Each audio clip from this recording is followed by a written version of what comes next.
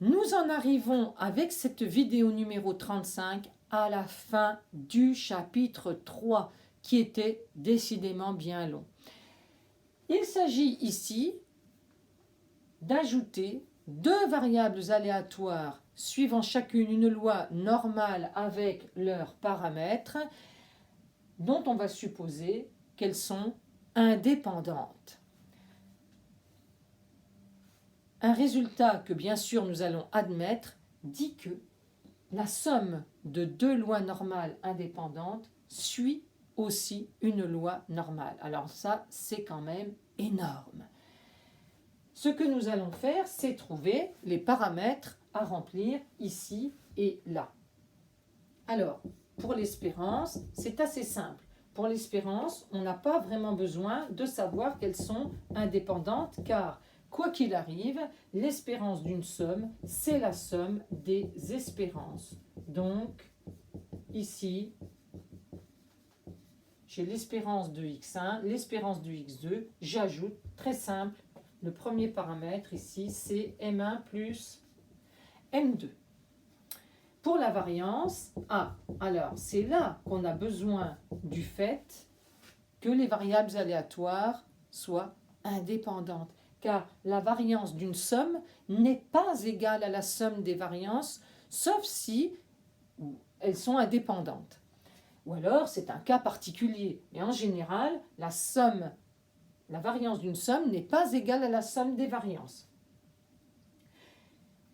Ici, je vais donc pouvoir écrire que la variance de la somme est égale à la somme des variances parce que x1 et x2 sont indépendantes. En fait, on utilise le fait que la covariance de x1 et x2 est nulle. C'est quelque chose que nous avons vu pour des couples de variables aléatoires discrètes.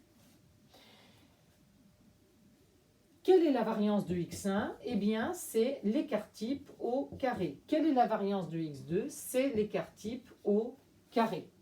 Donc, pour avoir l'écart type de x1 plus x2, il faut que je prenne la racine carrée de ceci.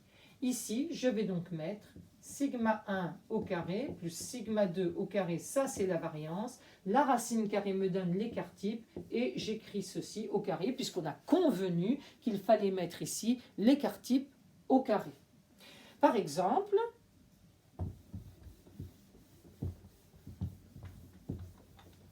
si x1 suit une loi normale de paramètre 10 et d'écart type 2, si x2 suit une loi normale de paramètre 8 et d'écart type 3, eh bien, en supposant que x1 et x2 soient indépendantes, x1 plus x2 suit une loi normale d'espérance 10 plus 8, c'est-à-dire 18, et d'écart type racine carrée de 2 au carré plus 3 au carré, 4 plus 9 égale 13. Ici, j'écrirai racine de 13 au carré.